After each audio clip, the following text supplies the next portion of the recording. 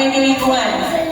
Nah, di sekolah ini atau di daerah kita ada sebuah kasus yang akan Bu Guru perlihatkan kepada anak-anak ya, kepada anak-anak. Tapi sebelum itu kita mulai pembelajaran hari ini. Kita di jam terakhir, di jam ke-8, 9, 10. Ini lagi panas-panasnya, tapi kita nonton bareng ya, nonton bareng. Tapi nanti ini adalah misi kita ya.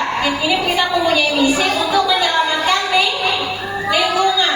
Coba, kalau Bu Guru ada permasalahan begini anak-anak, perhatikan. Bu Guru lihat, ini sampai Bu Guru kirim ke WA. Ya, tolong buka. Oke. Ini gambar apa sih? Tadi bekas makanan, betul ya? Penampakan. Nah, ini apa Nana? Sampah makanan. Sampah makanan. Banyak sekali sampah kumpul. Dari mana? Dari makan anak-anak ya. Ini real. Kita punya permasalahan.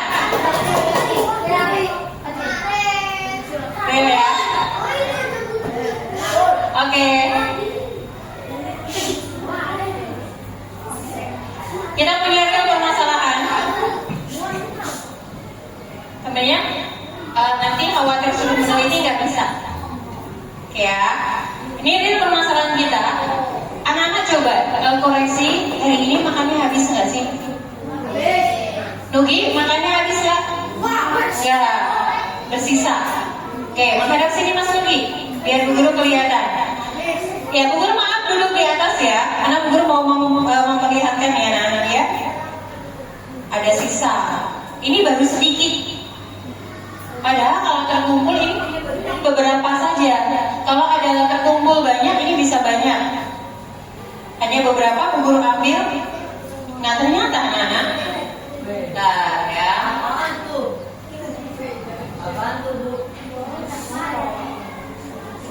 Ternyata kalau melihat, ini ada beberapa yang bisa lihat tayangan berikut. Sedekah Anda jika setiap tahunnya kita membuang sekitar 30% dari sisa makanan. Sedekah Anda jika setiap tahunnya kita membuang sekitar 30% dari sisa makanan yang kita beli. Jika ditimbang sisa makanan yang terbuang dari seluruh dunia mencapai 1,3 miliar ton dalam setahun, atau setara dengan 14.000 triliun rupiah. Di Indonesia sebagai negara penghasil sampah terbesar kedua di dunia, sampah yang dari sisa makanan kita mencapai 13 juta ton.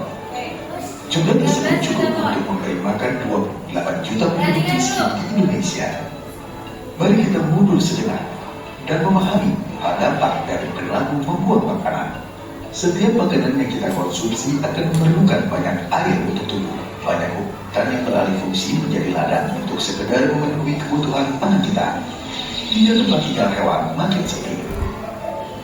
Saat makanan kita buang ke busuk akan menghasilkan gas yang menyebabkan pemanasan global. Hal itu menghindarinya es di kutub utara, sehingga tinggi permukaan air laut perlahan mengikis permukaan di pesisir laut kita. Lalu apa yang dapat kita lakukan? Membeli bahan makanan dalam bentuk eceran dan simpan bahan makanan dengan baik dan benar agar bertahan lebih lama. Menerapkan pola makan bijak dengan konsep 80-20. 80% untuk konsumsi yang berarti melatih berpuas diri, dan 20% untuk berbagi kepada sesama yang membutuhkan. Dengan begitu, selain makanan tidak terbuang, hidup menjadi lebih bermakna.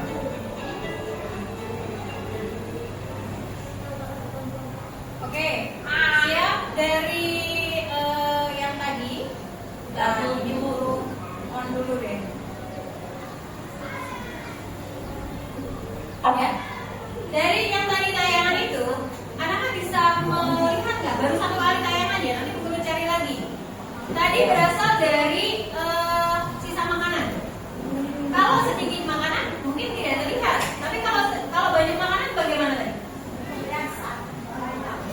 Berapa triliun yang kita buang? Gede ya. Dan ternyata makanan tadi mengakibatkan apa, anak? Banjir, sebelumnya pemanasan apa masih pemanasan global sehingga di kutub utara mencair. Ya betul kan? Pemanasan global atau efek rumah kaca. Atmosfernya akan berkurang. Ada lagi? Boleh carikan lagi? Bentar ya. Silakan anak-anak. Guru udah pilihin nih. Dimakan bu. Makan.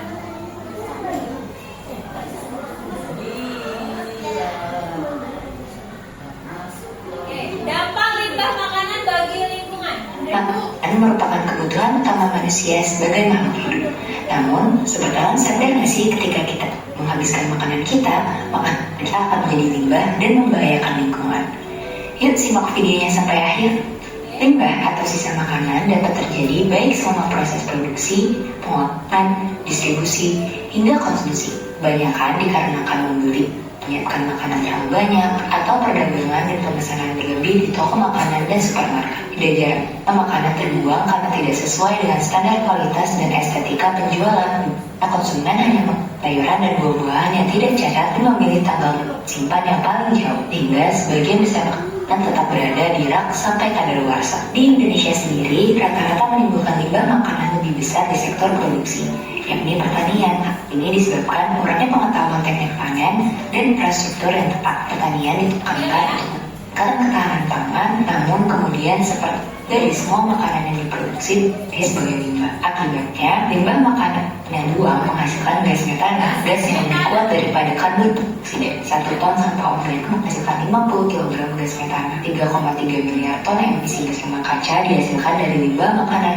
menempatkan limbah makanan sebagai penghasil gas rumah kaca terbesar ketiga yang ikut menyumbang pemanasan global dan perubahan iklim. Di sisi lain, limbah makanan sama saja dengan mengorbankan lingkungan, energi dan sumber daya terutama air dan tanah yang dikeluarkan untuk mengolah, mengangkut, menyimpan, dan memasak makanan akan berakhir sia-sia jika sebagian besar makanan berakhir sebagai limbah. Padahal, PBB memperkirakan bahwa 1 dari 9 orang di dunia tidak memiliki akses ke makanan yang cukup untuk hidup sehat. Di sisi lain, menuju laporan Food and Agriculture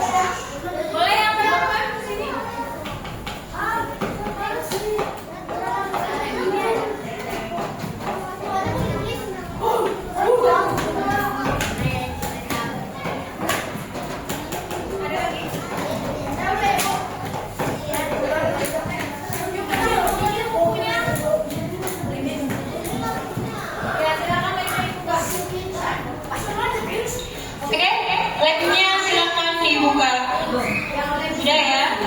Lemnya silakan dibuka. Instruksinya adalah menempelkan jenis sisa-sisa makanan yang sudah dalam bentuk guntingan, ditempelkan di kelompok.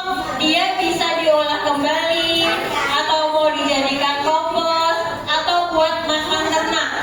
Ya. Kalau yang tulang-tulang begitu itu biasanya bisa digunakan untuk membuat tepung tulang atau tepung untuk makanan ternak, campuran makanan ternak ya.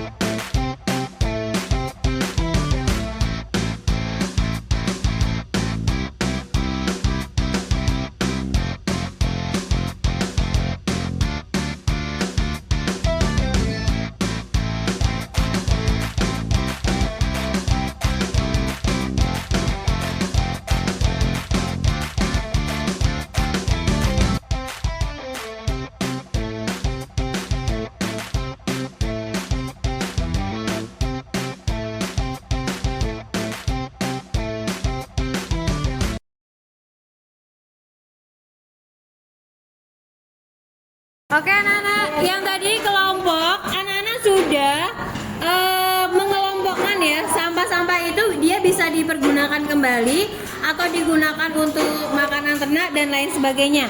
Oke, nah sekarang tugas anak-anak secara individu yaitu menjadi seorang peneliti. Ini khususnya meneliti yang ada di sekitar kita, yaitu tempat makan. Tempat makan kita di mana? Di kantin. Jadi ini ada sebuah tabel yang harus diisi. Kemudian tulis sisa makanannya, kemudian lokasinya di mana. Ya, jangan dipegang dulu. Apa Bu? Oke, dipegang dulu. Ada lagi nih, ada lagi. Waktunya udah habis. Balik. Oke, balik. Tulis nama yang jelas, tulis nama terlebih dahulu.